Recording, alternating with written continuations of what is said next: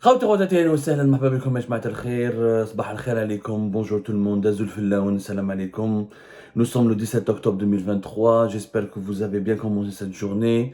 Nous allons la commencer ensemble ya jma'a en continuant l'émission que nous avions débutée hier. Il y a certains concepts notamment économiques et financiers sur lesquels on ne peut pas s'attarder en une seule émission. On préfère faire une, deux, voire trois épisodes parce qu'il y a des détails techniques, des chiffres à expliquer, il y a un peu de pédagogie. Malheureusement, notre opinion publique nationale en Algérie manque de culture économique, alors que c'est les sujets les plus importants. Parce que je mets les généraux, les services secrets, le régime, le Sirail, Tebboune, tout ça, c'est du superflu, c'est pas ça. Ce qui permet aux Algériennes et aux Algériens de vivre. L'Algérien, quand il se réveille le matin, qu'est-ce qu'il regarde? Il regarde d'abord sa poche. Est-ce qu'il a de quoi faire les courses? Est-ce qu'il a de quoi payer ses factures?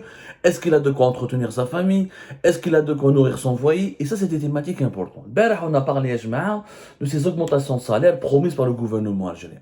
Ayman Ben Abdelrahman, le premier ministre algérien, le Parlement le 13 octobre, le samedi 13 octobre dernier, il a bombé le torse, il a fait le fanfaron, il a dit, ne vous inquiétez pas, le gouvernement va dépenser beaucoup d'argent, l'équivalent de presque 4 milliards d'euros en 2024, pour financer l'augmentation des salaires de 2,8 millions 800 000 fonctionnaires et agents contractuels. Il y en a presque 3 millions.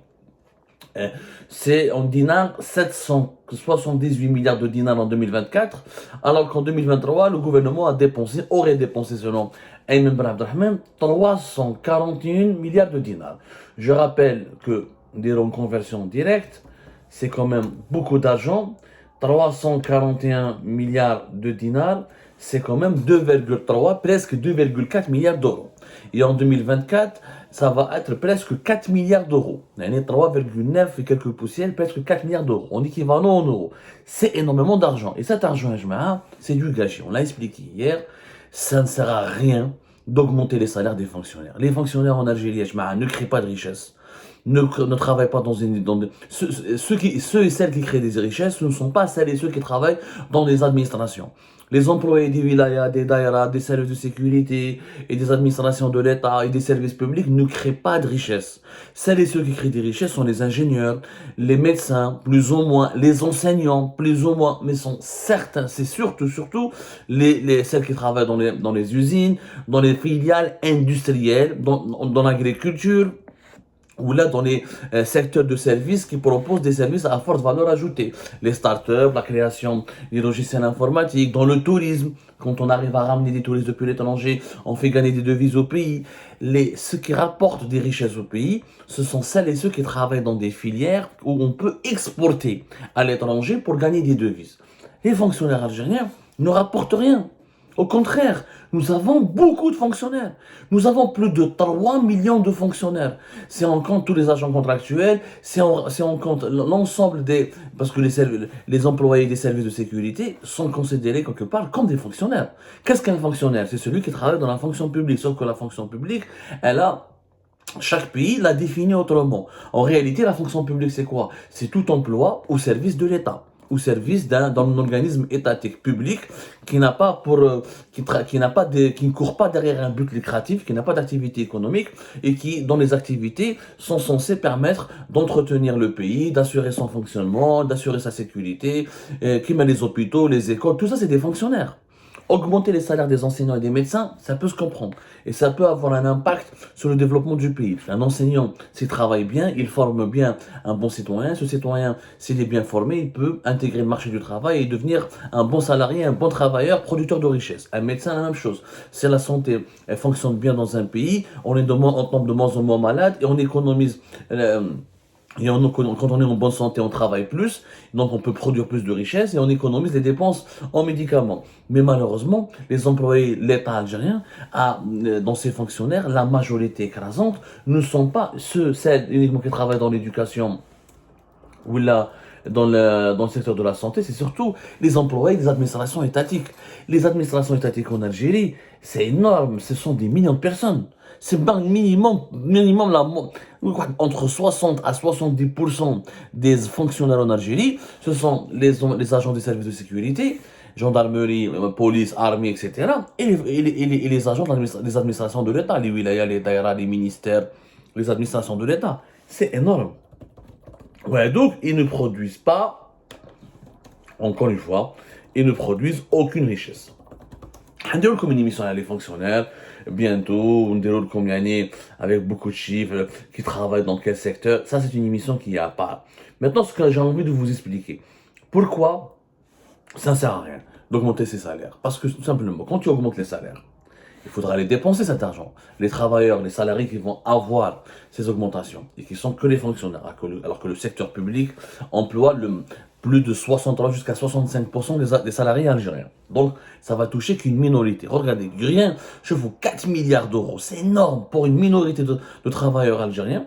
Et quand ils vont toucher ces nouveaux revenus, ces nouveaux salaires, ils devront les dépenser. Quand ils vont les dépenser, ils vont aller sur les marchés nationaux.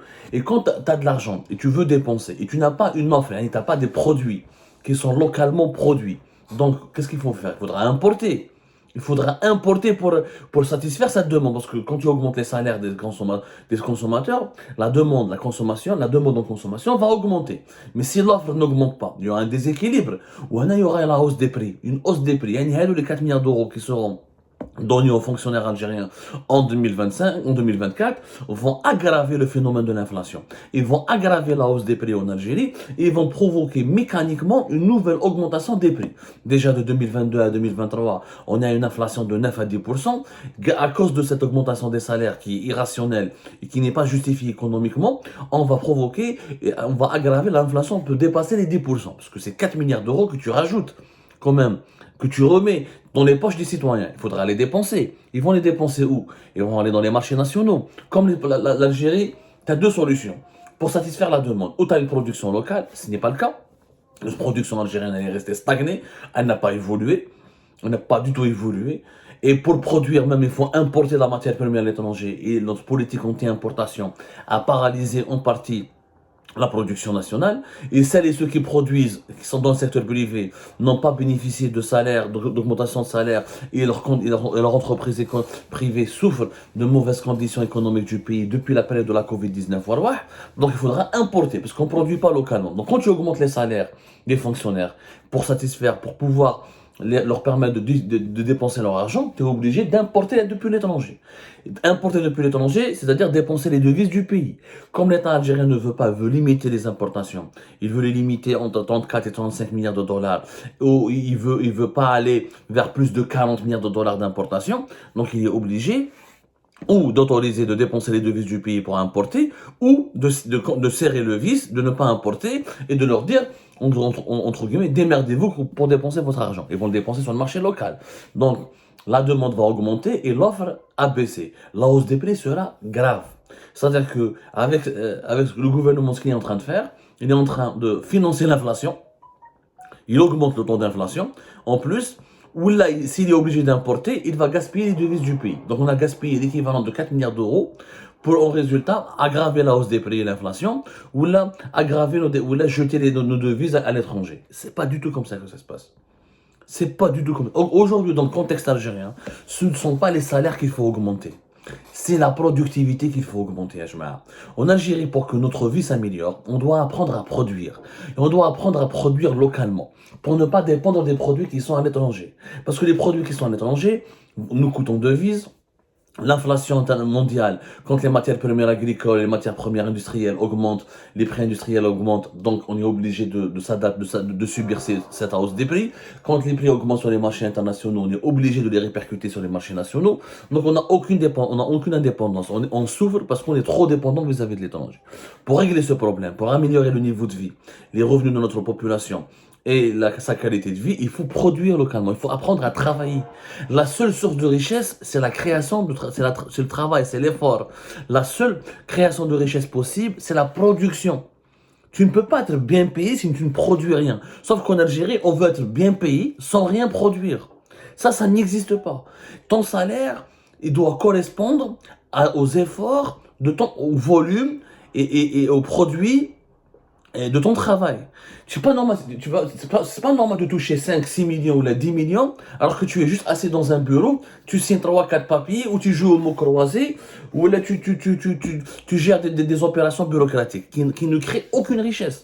Par contre, si tu fabriques des produits détergents, si tu fabriques des produits cosmétiques, si tu fabriques des biens d'électroménager, si tu travailles dans une usine, si tu travailles dans la recherche scientifique, si tu travailles dans les nouvelles technologies, ouais, là oui, là ton salaire est justifié parce que tu crées de la richesse et ton salaire, dans le moment de te calculer en fonction de la richesse que tu crées. En Algérie, mais ça me fait nous avons une productivité très très faible. La productivité des salariés algériens, nous en avons parlé le 17 avril 2021. Allez-y à lire à Algérie Part, vous allez comprendre pourquoi notre pays, pourquoi on n'arrive pas à bien vivre en Algérie. On n'arrive pas à bien vivre, non seulement parce que les salaires sont très faibles et la vie elle est chère. Mais pourquoi la vie elle est chère et les salaires sont très faibles? Parce que nous ne sommes pas productifs. C'est quoi la productivité? Yannis, c'est un concept très important. لازم نخدموا به ولازم نفهموه, c'est la base. Il y a deux, trois concepts qui sont importants en économie. La croissance économique, le PIB global, le PIB par habitant et la productivité. C'est ça la base du développement économique. Quel est le taux de croissance économique de ton pays? Combien par an la création de richesse de ton pays elle évolue? Le volume de ton PIB, combien de richesses le pays crée et combien par habitant on a comme une création de richesse. Ensuite, c'est la productivité. C'est quoi la productivité? La productivité, c'est le rapport. C'est-à-dire, c'est quels sont les moyens qui sont mis à la disposition d'un travailleur et combien d'heures il travaille pour créer combien de richesses. En clair, combien d'heures je travaille par jour et qu'est-ce que j'utilise comme moyen de production pour produire quelque chose. Quand je travaille 8 heures en Algérie, qu'est-ce que je peux créer pendant ces 8 heures et qu'est-ce que j'ai à ma disposition pour créer comme moyen de production, pour créer des biens et des services. C'est ça la vérité. Sauf qu'en Algérie, on ne crée pas les biens et les services. On travaille pour l'État, pour les administrations de l'État, on est policier, on est gendarme, le secteur privé, il patine. On avait une très bonne évolution du secteur privé entre 2007-2008 jusqu'à 2018-2017. Mais malheureusement, depuis la crise politique de 2019, doublée par la crise sanitaire, la pandémie de la Covid-19 en 2020, et la politique économique très mauvaise du régime Tebboune de 2021 à 2023, le secteur privé est en crise. Énormément d'entreprises privées n'arrivent plus à recruter, elles peinent à payer les salaires, elles n'arrivent plus à exporter, elles n'arrivent même pas à avoir la matière première pour produire localement. Parce qu'encore une fois, pour produire localement, il y a certains composants, certaines matières premières qu'il faut ramener de l'étranger, les transformer localement, rajouter des composants locaux pour ensuite avoir un produit à valeur ajoutée. C'est pour ça qu'on parle d'industrie, de transformation industrielle. Et c'est ça qui crée des richesses. La productivité en Algérie, elle est très très faible. On a fait Algérie Part, un rapport publié par l'Organisation internationale du travail, qui a comparé l'évolution de la productivité dans les différents pays africains de 2010 à 2019, où tu vois, notre pays, il a énormément régressé. Notre pays, il a énormément régressé. Les Algériens ne sont pas productifs. وهذه حاجة وهذه راهي كارثة كبيرة. روحوا قراو les statistiques, vous allez voir. احنا حكينا عليها في 2019. Bon, c'est 2021, l'article est sorti en 2021, mais les statistiques datent de 2010 à 2019. Ce qu'on a expliqué le 17 avril 2021, c'est que le taux de la productivité augmente un peu partout. Par exemple, au Ghana, le taux de croissance de la productivité du travail est de 4,7%. Au Sénégal, il est de 2,4%. Au Maroc, il est de 2,3%. Au Kenya, il est de 2,7%. Au Rwanda, il est de 4,7%. En Tanzanie, il est de 3,4%. Malheureusement, en Algérie, on a un taux de croissance de la productivité qui est moins de 1%. Moins de 1%. Vous un graphique sur le site internet algeriepart.com et vous allez voir, en comparaison par rapport à tous les autres pays, Rana a moins à 0,6% d'augmentation. 0,6%. Et la productivité du travail. Encore une fois, qu'est-ce que c'est que la productivité du travail? C'est-à-dire, qu'est-ce qu'on produit par heure ou par journée de travail, combien un service, avec les moyens de production qui sont mis à ma disposition. En réalité, qu'est-ce que je produis pendant une heure de travail? Ce que l'Algérien produit par une heure de travail, c'est énormément faible. C'est énormément faible. Vous notez comme dans les pays développés. Même dans les pays développés. Je vous par exemple, Dans les 30 pays les plus riches, les plus productifs. La liste a les 30 pays les plus productifs. Luxembourg, par exemple, chaque travailleur au Luxembourg, par heure, il produit 82,94 dollars, 83 dollars par heure. Par heure. Et c'est pour ça que Luxembourg est un pays riche. Les Algériens n'arrivent pas à comprendre qu'on est riche, pas par hasard. On n'est pas riche par enchantement. On est riche parce qu'on travaille. Parce parce qu'on travaille beaucoup et on travaille surtout bien. Ça ne sert à rien de collectionner l'Algérien. Effectivement, quand tu prends le volume d'horaire, il y a des Algériens qui travaillent 10 heures. Quand il y a des Algériens qui travaillent 12 heures par jour. Il y a des dans leur poste de travail, ils sont présents. Mais ils ne créent pas de richesse. Ou parce qu'ils sont mal formés, ils ne sont pas bien formés, ou parce que ils sont dans des secteurs qui ne sont pas créateurs de richesse, l'administration, la police, la gendarmerie, les agents de sécurité, ou parce qu'ils n'ont pas les moyens de production, ni ils évoluent dans un environnement économique qui les pousse à créer. Luxembourg, le pays il est riche, 83 dollars par heure. L'Irlande, un travailleur en Irlande, il produit presque 54 dollars par heure. Un travailleur en Suisse, 47, presque 48 dollars par heure. La Norvège, un travailleur en Norvège, il produit par heure 46 dollars. Le Danemark, 44 dollars. En Allemagne, un travailleur produit 40 dollars par heure. L'Autriche, 39 dollars. Les États-Unis, un travailleur produit 35 dollars. En France, 32 dollars. Les pays, au Mexique, qui est parmi les pays émergents, les économies émergentes, un travailleur produit 8 dollars, presque 9 dollars. En Algérie, on n'a jamais fait d'études sur la productivité du travail des salariés algériens. Combien par heure de travail? Qu'est-ce que le travailleur algérien, qu'est-ce qu'il crée par richesse par heure lorsqu'il travaille? Je vous assure, même pas 1 dollar. C'est pour ça que nous sommes totalement absents des statistiques internationales. Il y a d'autres statistiques, tu as la Banque mondiale, mais qui calcule la productivité en général. Il y a d'autres statistiques, qui collectent par exemple la Banque mondiale, collecte la production, la productivité du travail en Algérie, elle a augmenté de 3,3% entre 2000 et 2020. Entre 2000 et 2020. Mais par rapport aux pays africains, elle est uniquement de 0,6%. Mais qui chauffe au Maroc, elle a augmenté de 3,9%. En Tunisie, elle a augmenté de 3,8%. Ce sont des méthodes de calcul. Mais la meilleure méthode de calcul de la productivité, c'est qu'est-ce qu'on produit par heure de travail. Quelle richesse produit le salarié algérien par heure de travail. Et nous sommes totalement absents. Nous sommes totalement absents. Donc ça ne sert à rien d'augmenter. En fait, l'Algérien, si on lui augmente son salaire, il va juste dépenser son argent.